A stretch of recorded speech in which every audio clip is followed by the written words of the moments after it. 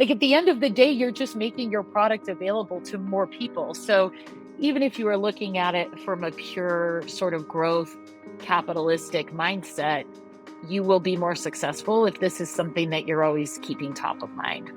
Hello, and welcome to the HearSay podcast. I'm your host, Sojin, Director of Brand and Design here at AudioEye. Joining us today is Natalie House, a digital marketing and e-commerce expert who has worked with brands like Traeger, Adobe, and Pluralsite to build customer-centric demand programs and go-to-market strategies. Currently, Natalie is working as the Senior Director of Content and Communications at Weave. Thanks so much for joining us today, Natalie. We're so excited to have you here. Thank you. I'm excited to be here. Awesome. Well, I just covered a little bit about your background, but why don't you give our audience an elevator pitch of your career? Well, despite every aptitude test I took in high school, when I went to college, I thought I wanted to be a nurse, and I walked in my first day of class, and there was a cadaver in the room, and I walked back out and was like, "Oh no, this is not for me." So during that formative first year of college, my mom actually got me a job at a high tech company here in Salt Lake called Megahertz. And it was kind of one of the original Silicon Slopes tech firms back in the late 1900s, as my kids say. And I was kind of like a coordinator for the marketing communications team. And I started stuffing press kits and, worked with advertising fulfillment and a bunch of different, parts of the marketing organization, and really just fell in love with it. And so I ended up staying there and spent the beginning of my career really focused on PR, product marketing, messaging, product launch management. And midway through my career, moved over into digital marketing. And this is when, technologies like Salesforce.com, marketing automation tools were really new. And, prior to these tools becoming available, there was a lot of manual work that went into how do we deliver the right message to the right person at the right time that kind of demonstrates we know who they are, and we're speaking to them in a way that's really compelling. Yeah. And I got really excited by those technologies, and moved over into more the world of digital communications, digital marketing, marketing automation, websites, e-commerce. And that's really where I've spent kind of the last, 15 years or so is in this space. Nice. I think it's like a tremendously exciting place to be in an organization. It's an evolving function, but at the core, that desire to be really focused on the customer and listen to what they're saying and talk to them in a way that demonstrates you're listening. That foundational principle hasn't changed, but there's still so much to do and learn. And yeah, I've had a great time. Yeah, it sounds like it. That's such a cool backstory. I totally understand. I do not think I could handle a cadaver in the classroom. So I think my career trajectory would have looked very similar to that as well. But yeah, I love that. I love hearing about your background and just your passion and how you got started within the digital marketing space. I'm kind of curious, how did you first get involved with digital accessibility? So this was about 10 years ago now. I was at Pluralsite, and Pluralsite provides online training for IT and development professionals. And at the founding of the company, they were really focused on selling to individuals. So most of those individuals worked at a big company and they needed to skill up in a particular area. IT security, software development was really where the focus was. And the company started to put together that, hey, we're selling to a lot of individuals in these big companies. Maybe we should be selling to the companies and have them license our platform and, be able to look at the development of a team, and how you're skilling up your entire team. So they were really moving into enterprise versus, direct to consumer sales of their product. And in the enterprise world, especially if you're selling to very large global businesses or into governments, or other regulated industries, they're very I think they were progressive at the time about how their employees experienced your product and ensuring that they were they were buying tools for their workforce that everyone in their workforce could use equally. And so we were, I think there was a complete, like, from scratch redesign and redevelopment of both the app and the forward facing web experience. Wow. And in order for us to sell our product into the enterprise, we needed to ensure that we were in compliance with web content accessibility guidelines. And so we hired a consulting firm to come in and really educate the organization on what that meant. I think that the guidelines were, they were industry guidelines, but they kind of felt very complex and like a moving target. And the intention was good, but there was literally no knowledge in the organization about what to do and how to do it and how to be compliant, and maybe not just be compliant, but really be thoughtful about the experience that we were providing. And we worked with a consulting firm that had um, a development team and consultants on staff that were, visually impaired, hearing impaired, which was really great because it wasn't a lot of people that really didn't understand what the experience was like trying to develop against it. We brought in people that had firsthand knowledge of what that was like and could help guide us in the right direction. Yeah. And that was really the first time that I got fairly involved in accessibility standards. And it was great. I learned a lot. It was wonderful to work with these consultants that had this firsthand knowledge, but it was hard because eventually they left and we were kind of on our own and we were all doing our best. And it was a great, like, I don't know, 0 to 1, I guess, as they say in the tech space. But, you know, continuing to optimize that, there wasn't a lot of scalability there and wasn't a lot of knowledge left after the consultants left. So we kind of like met the standard, and then everyone, stopped thinking about it, I think. So that was my first experience. Yeah, and what an interesting one too, to like go from the ground up with rebuilding the platform and really taking like a shift left approach there, but then also acknowledging the fact that, oh my gosh, none of us are accessibility experts. We don't know all the ins and outs of all the different regulations and standards and guidelines. And so really cool to hear that you were able to bring in those experts and get that training in house, but and even work with people with disabilities. That's actually something that we here at AudioEye just find so critical, and we incorporate that into everything we do as well. We have this group called the Alliance Community, which is just a community made of people with varying disabilities and backgrounds, and they perform user testing and quality assurance using assistive technology. So we get that firsthand, real feedback and are able to implement that into our own products and services. So it's really amazing to hear that at Pluralsite, you guys are able to actually incorporate that into your process as well. Not something that you typically hear, especially in-house and as a first step into getting into accessibility. So that's really amazing. Yeah, it was a good starting point, I think. It Yeah. got us really far out of the gate to have that type of resource available, which was awesome. Yeah. I'm kind of curious, just from your experience, because that was like your first touch into it. And no one's there it seems like not a lot of people were super familiar with accessibility at the time. Why do you feel like most marketers or business leaders have not prioritized accessibility yet? Well, I think, like, I I really think that becoming culturally aware is a lifelong pursuit. Mm, And it's really hard when when you're in a startup to, I don't know, I guess, create space to consider that. I think for the most part, at least, especially in high tech, but in most like growth businesses that I've been at, it is just all out all the mm, time. And I think unless you are mindful of it, I don't think it's because of ill will or ill intent. I think it's just forgotten if you're not, if it's not prioritized. And so, it got prioritized when it was like we've received an RFP for Mm, response from a multi-million-dollar deal.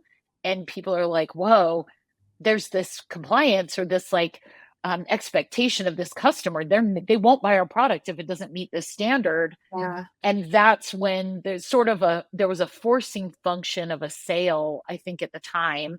And so yeah, I just think, it's one of those things where you get busy and if you're not mindful of it, that it just it passes you by until you're somehow forced to deal with it.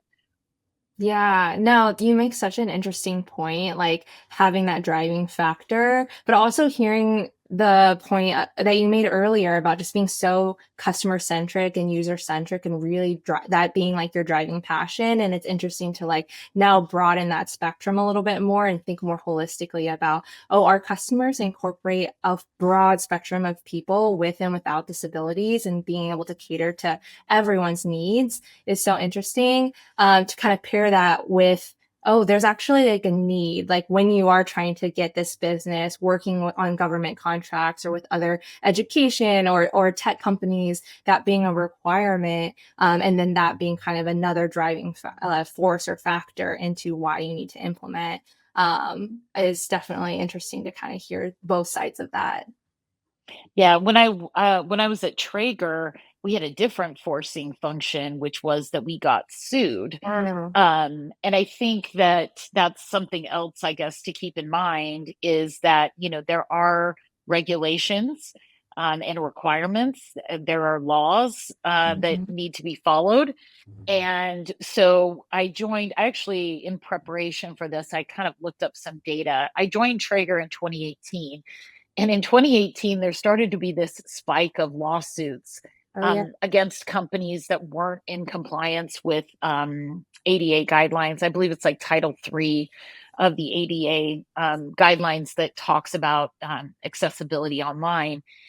And I guess, fortunately or unfortunately, there were a lot of lawsuits that were, attorneys that were just looking for big brand names. They especially were looking in the consumer world, which that was my first experience at a consumer brand. So they Mm, were purposely going to big brand websites, looking at their level of compliance and then just filing a lawsuit. The lawsuits were generally in an amount that was low enough that the companies would just pay. And it right. was kind of like this little moneymaker. And I think we ended up with two or three lawsuits Wow. my first year at Traeger. And again, it was the forcing function, I think, that made us stop and think. And it was starting to get better in terms of tools that made things easier to implement. But even at that time, we got a consultant, and we did a lot of things that I would say were um, more in the spirit of like meeting a minimum standard so we didn't get sued versus like, okay, how do we really think about the customer's experience? So there was kind of a like stop the bleeding of the Yeah. lawsuits, and we did that. And then we started to think more about, okay, well, what does this mean? Because if you think about you're doing a deal with an enterprise organization, it's still a very small population of people. When you sell directly to consumers, you're now talking to everyone, Yeah. everyone with a credit card. And you need to even be more conscious of that because um, you're, I don't know, you're not just selling maybe to like professionals, you're selling to, um, you know, 18-year-olds, and Yeah. you're selling to everybody, right? You're selling to 80-year-olds and 18 Mhm. year olds. And so you even need to take a broader point of view, I think, than we did in like the enterprise SaaS space. And so I would I want to go back and like deal with lawsuits again? No. But it was a good, like, kind of a sobering moment to say, okay, well, yeah, our brand is about inclusivity. It's about Mm, bringing people together. The brand ethos was bringing people together to create a more flavorful world, love like that. literally sitting at a table together and sharing food. Yeah. And that's for everyone. And Mm, so how do we take a step back and think about, like, what does this mean for our brand, yeah.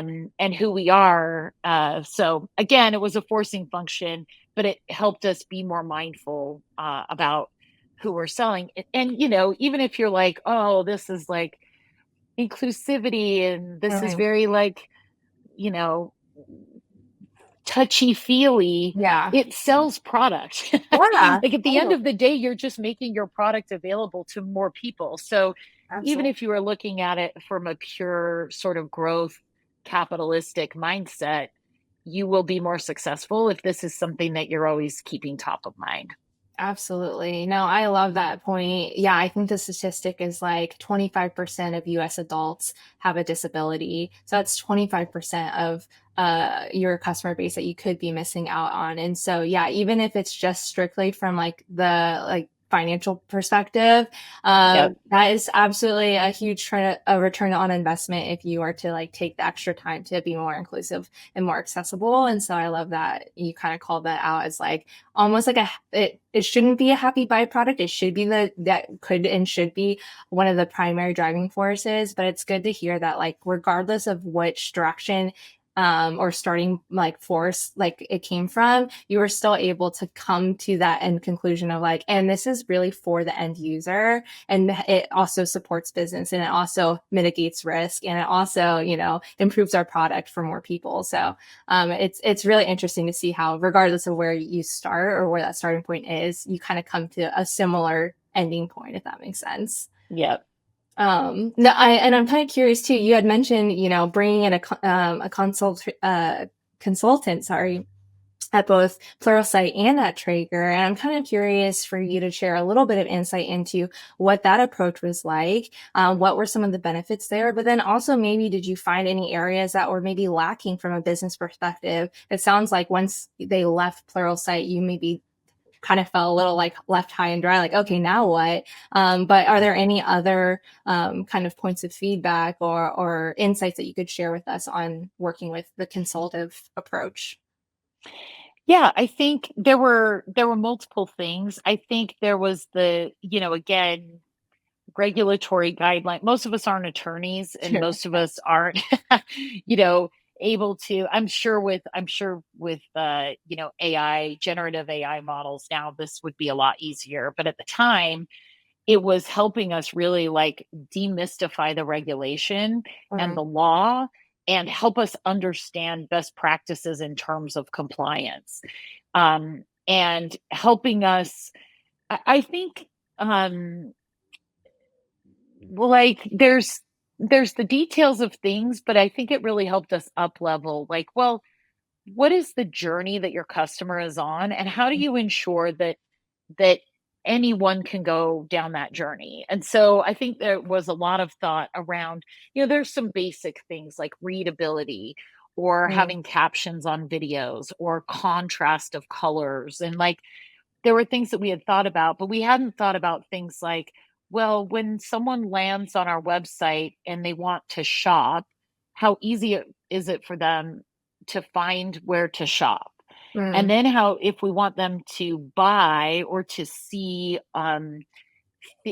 suggested items. I'm thinking of Traeger specifically. Like right. there are things if you buy a grill and you don't buy the fuel to heat the grill up, you can't use your grill. Sure. So you Yeah. needed to buy fuel at the same time. So making sure that if they were successful in purchasing, that they had a good experience once they got their product. And so it was like, okay, well, are they able to see what items are required to make this work? Are Mm, they able to put something in a shopping cart? Are they able to check out in their shopping cart? And I think we had looked very broadly about like, visual impairment, hearing impairment, at the like a messaging and just sort of an mhm, outbound marketing point of view versus like the actual functionality of can I find what I need? Am I able to purchase that? Is that path or that journey clear? mm, And so that was really helpful. I think the first time around was a lot of like those basics. And then it was like really considering the journey and making sure that there was functionality there beyond just being able to consume content.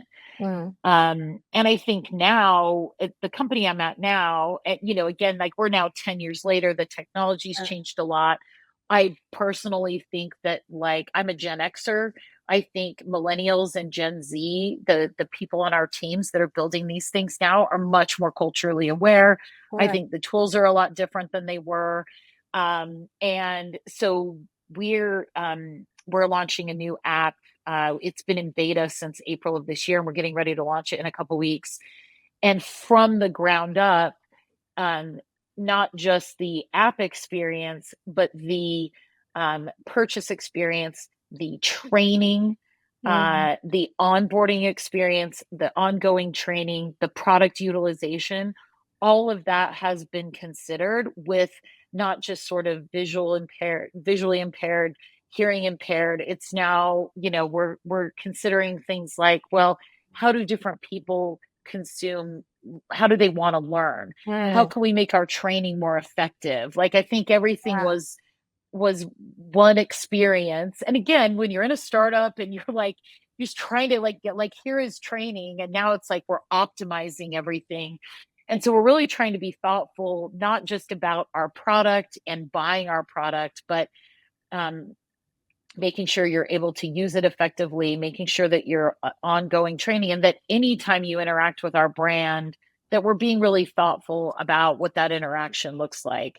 And that's been really fun. We have a customer who's one of our healthcare heroes, and she's dyslexic. Okay. And we just went through, we had a customer advisory meeting with her, and she was talking about just different learning styles that, something written for her is really hard. Like, she could do Mhm. it. It's going to take her 3 times as long as it would if she could just listen to something. And that putting things into more consumable chunks than like, hey, here's like a half day certification, Mm, versus like, just give me 1 minute of something that I can listen to and yeah. absorb and implement, because I want to get hands on something before I move on to something else. So just really being considerate of other people's point of view, and not just what's the minimum compliance that we need to put into place. And it's not just about content consumption, it's really about how people experience your brand. Yeah. Oh, I love that. I love that so much. As a brand person, like that just like strikes a chord with me. And just like how comprehensive you're thinking about the overall experience. And it doesn't end at, the website or the application or the product itself, but it goes so far, like far beyond that with onboarding and training and providing other accommodations and options for a broad spectrum of different people. Like even just hearing you describe that experience, it makes me realize like those are features and functionality that I, as a person who doesn't necessarily identify as a person with a disability, would still find super beneficial and maybe preferable. Like smaller chunks of content where I can listen to it and not feel like I have to read it or spend my whole day. Yeah, absolutely. Sign me up. Like, Yeah. so it's just really cool to hear how like insights into making something more accessible for a person maybe with a really specific disability could actually be beneficial for a really broad spectrum, and maybe it'll increase user usage or visits or completion rates or whatever that like metric is that you're kind of tracking. I can see a world where that can totally increase across the board, and not just because of maybe in this use case a person with dyslexia, but for everyone. So that's really cool to hear that that example specifically. Yeah, and I think it's one of those things too where for so long it felt so overwhelming, and I Mm, think it's taken time to realize that, again, this is not one and done. yeah, And there's always improvements that can be made. And if you can just keep your customer at the heart of everything you do, and realize that, your experience is not the experience, and just kind of keep that customer lens on everything, you'll continue to make progress. We had a customer in here, and he was talking about that the pursuit of perfection leads to excellence. mm, And so it's not about being perfect, yeah, but it is about that pursuit of perfection, so that, over time you become excellent. And nobody's perfect, and we all have misses, but yeah, it's just something that it just should be the lens by which you look at everything you're doing. And if you can keep that customer, in the room with you, right? That cheesy, like, there's an empty chair at every meeting and the customer's there. But if yeah, you can keep the customer at the forefront, then you'll be fine, because you'll naturally start to think about these things differently. Yeah, I love that. I totally have seen that even in my own work, like just being able to put these things into practice. And initially it feels like you're going out of your way, or it's so time consuming, or it feels like extra work.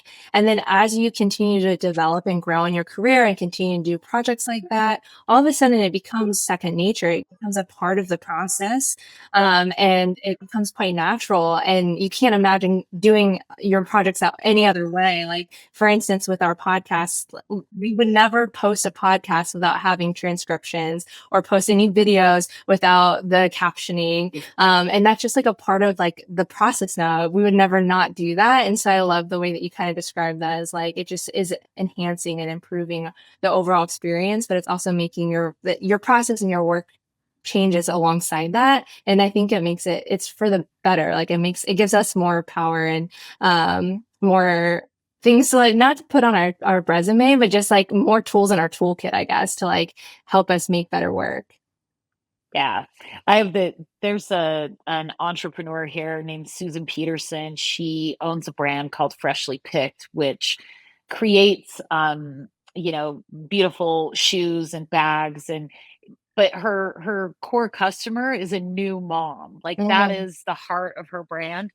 And she was telling me once that she figured out that new moms are generally always holding a baby, Yeah. right? You've always got a baby in your arm. And so everything they did was about being able to do something with one hand. I love And so you could surf her website, choose a shoe, put it in the cart, and buy with literally one finger and one hand on your phone, right? nice. Yeah. Because it was that, like, I'm really customer obsessed, Mm. and know my customer well, and I'm going to accommodate them.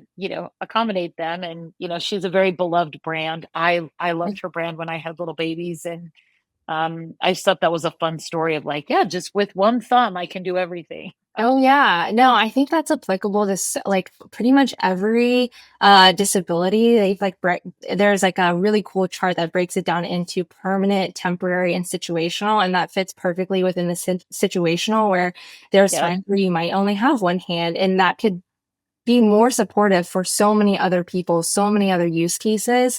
And so I love that that became a like part of the ethos of that brand, and like was really important as a part of their like product development. I was actually curious because you're more on the digital marketing side of things, but obviously it sounds like you've collaborated with other designers and developers who are actually making the website, the product that's taking some of these insights from customer or user journeys and then implementing it. Can you share a little bit about like what that collaboration looks like and what you've learned from working with other designers and developers, as well as just other marketers, if that is applicable? Yeah, I mean, I think that, like, uh, it's the role of the digital, I don't know, the person that's maybe creating the campaign or requesting the asset or putting the program together, to help educate and advocate along the Mhm. way. And so, being able to let a designer, you want to find something, a designer or a developer that they find creatively exciting and Mhm. inspiring, and you want their best work to come out. So you don't want to put a lot of constraints on things. And I think it's really about advocating for, okay, what does this look like in this format? Kind of bringing the maybe different customer types and situations when you're reviewing a piece of creative, to say, okay, well, have we considered this? Have Mhm. we considered that? And part of what we've done as digital marketing teams in the organizations I've been at is to come together for, like, a mutual understanding of, like, these are like the minimum thresholds. Like, Yeah. your fonts, they have to be this big. We have to have this much contrast. And not everyone's going to be on a 4K giant monitor Yeah. when they look at things. How does someone experience this with sound turned off? How does it look on a phone? Those types of things. So I think it's about, like, again, like, in I think creatives and developers are very inspired by people and Yes. community and behavior. And there's an excitement around, hey, I produced this thing and it resulted in this result. And so it's the putting the inspiration together and educating on the minimum requirements, and then like along the way learning together and making progress together. And it's just a lot of conversations, and a lot of feedback loops, until everyone's maybe on the same page about what that looks like. I also think there's just so many tools now that maybe weren't there at the beginning, where you can, you know, automatically code or account for different experiences that people may want to have on a website or in an app or in an email. And that those things are a lot more automated than they used to be, which is really nice. So again, your developer, your creative team can focus on like providing this amazing creative or this amazing experience, and not have to think about like, oh, I've got to do this 15 different times. Those things are happening now, I think, in a way that maybe they haven't been. Oh, for sure. Yeah. I think that to your point, like technology has developed so much over the past 10 years. And so I definitely see how automation or other just accessibility tools that are available for different designers, developers, etc., that can expedite that process and make it so much easier to incorporate into your workflows is like critical to the ability to make content and products more accessible these days. It's nice to hear that you kind of talk about both sides of it, because we talked earlier about the consultative route, which is way more manual, way slower. It really depends on that expertise in-house, developing that in-house, and then also now seeing on the automation side just how much that can improve your processes and really support your teams to be able to do this. I know firsthand myself, I use accessibility tools all the time to help my design work, and it has made a world of a difference. So I love to hear that. Yeah, I keep thinking about my in a former job, we were redesigning. We redesigned our brand and we did new business cards, and they were so tiny. They were like these tiny cards. They were really cool looking, and I brought them to my boss, and he was like, "I cannot read the text on this," and Yeah. I was probably 25, 26 years old, and I was like, you're old. These are cool. We're doing this, you know? Oh And yeah. now, of course, being in my 40s, I'm like, oh man, I was not empathetic about that at all. Mm, yeah. um, No. Yeah. and so, yeah, I think being able to like as a marketer, go back to a creative team and say, like, these are so cool. We probably need the font to be like a little bit bigger for people. So you got to be a little bit comfortable with giving feedback, I think, Yeah. and not getting caught up in the coolness. Oh, for sure. Oh my God. Accessibility is cool.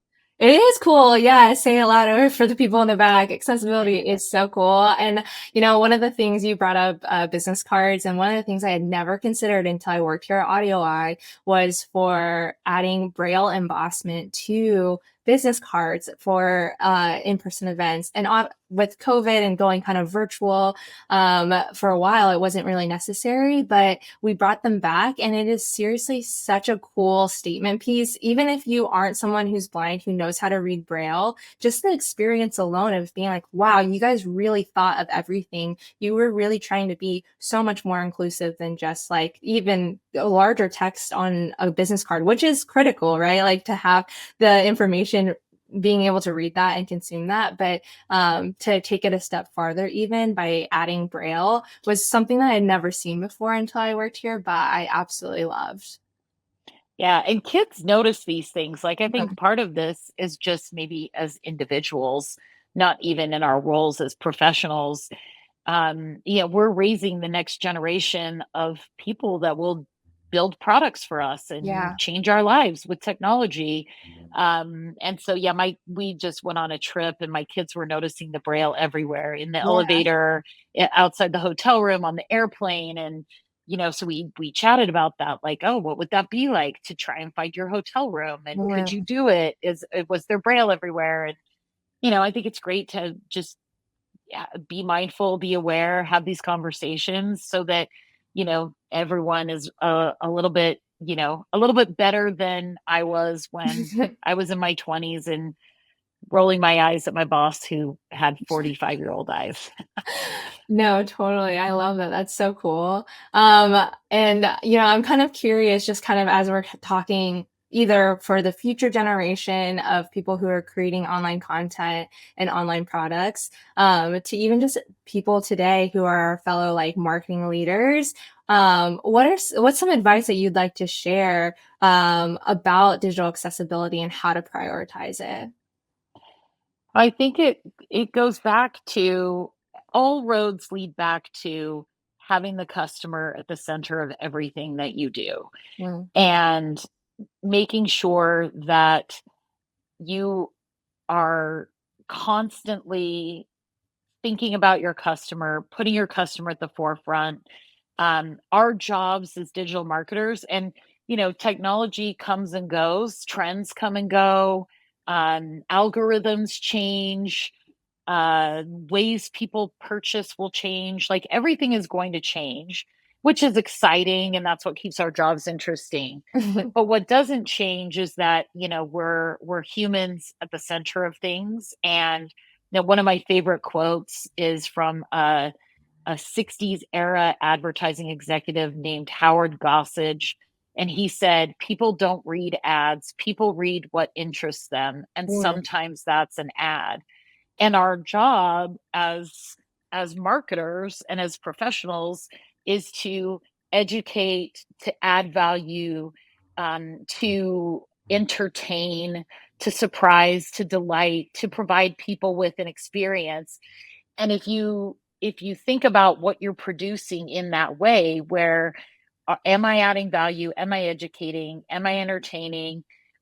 Is the customer at the heart of what I do? Am I considering what that experience looks out like that's outside of my own?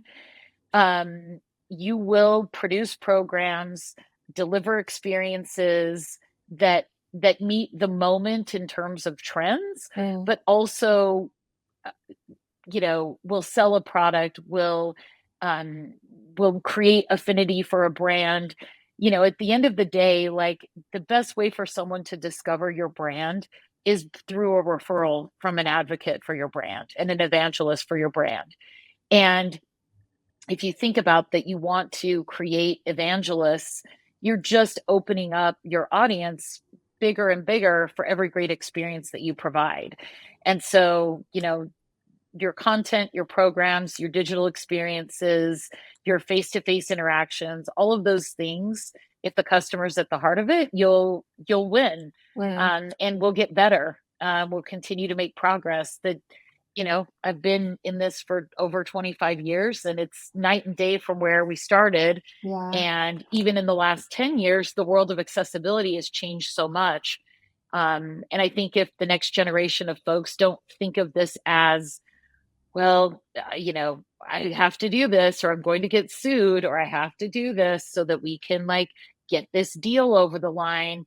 If it's more like, I'm doing this because I deeply care about the experience that my customers are having with my brand, and I want to be accessible to everyone, and I want to provide an experience that's worth talking about to others, we'll be fine. Yeah. No, I love that. I love that mentality so much. And I feel like a lot of businesses talk about being customer centric and obsessed. And I think that you've kind of unlocked that extra layer or like cracked that nut just a little bit more by being more inclusive and more accessible. And I love that, just hearing that example of just like the customer loyalty that is built, or that brand loyalty that is built when you are more accessible and inclusive. I'm kind of curious, outside of that, have you seen other business results or benefits in your time, whether Traeger, Pluralsite, Weave, that kind of have benefited from adopting that accessibility first mindset, in addition to obviously the customer loyalty that we just talked about? Yeah, I mean, I think that there's all kinds of data around how experience oriented businesses perform better than, say, product oriented businesses. Yeah. We're no longer selling products, we're selling experiences. And so if you create an experience uh, oriented model, all of your performance metrics go up, across the board. I think there's a lot of benefits all the way along a customer journey. If you think about, like, we're constantly selling and then reselling customers over time. Yeah. It never ends. And so there are very few sort of like once in a lifetime purchases that you make. Yeah. And so if you think about, like, okay, we've made the initial sale and now we want them to utilize and engage, and then maybe they need to renew, maybe we want to sell them more products, right? Like it has an impact throughout everything that you do, and it especially has an impact on word of mouth. Mm. When I was at Traeger, they had a statistic that on average, every Traeger customer sold 5 grills within their first year of having a Traeger. Like, that's how passionate people were about the brand. Wow. And so if you think about, if you are an accessible brand and someone is like, I had a great experience, they have a community, they have a family, they have people that they're talking to. It's just more opportunities for you to win. Hmm. Um, the more customers you provide a great experience to. So I would encourage, there's also some great data that came out from Accenture a couple of years ago.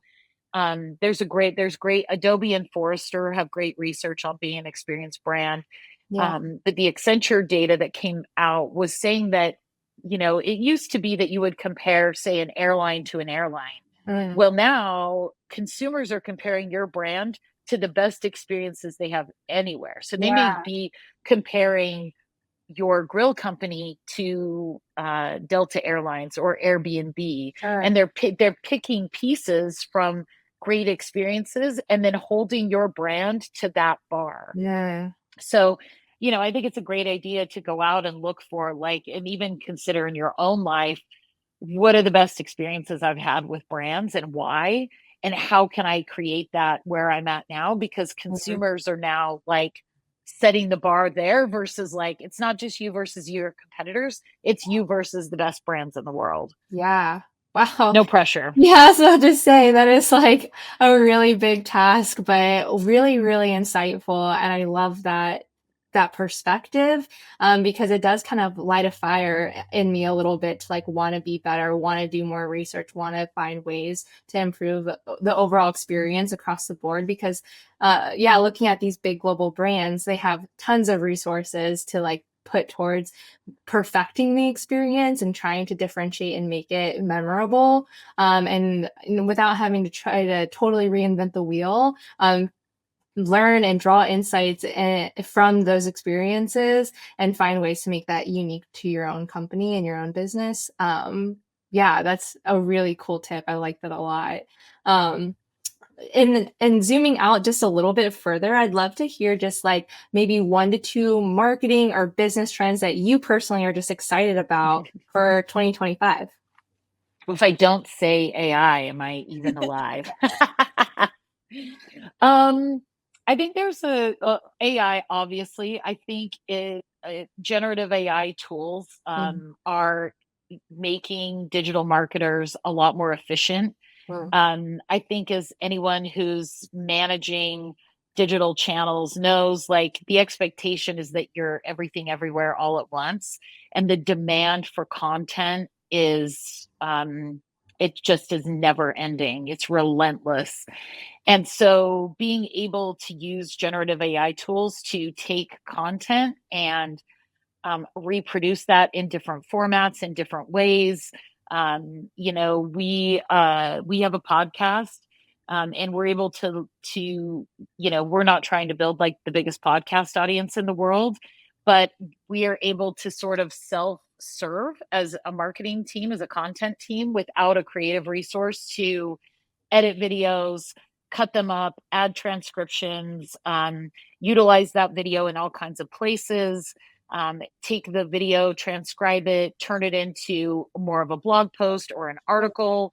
So we can take a single piece of content and use that 40 times Mm. and not have to have a copywriter, a video editor. And so what's been really fun is to leverage the creative talent that we have to create those tent pole pieces of content that are really meaningful and really creative and I think really get a creative team excited. Like an average videographer doesn't want to edit a podcast episode into 20, 30 second clips, and so like it keeps yeah, I think it keeps creative teams motivated and it also just helps us self-serve. So Mm. we're using generative AI all over the place. Mhm. Um, I think the other thing is that, is big for us is just really focusing on community. Mm. I think harnessing your customers and harnessing your community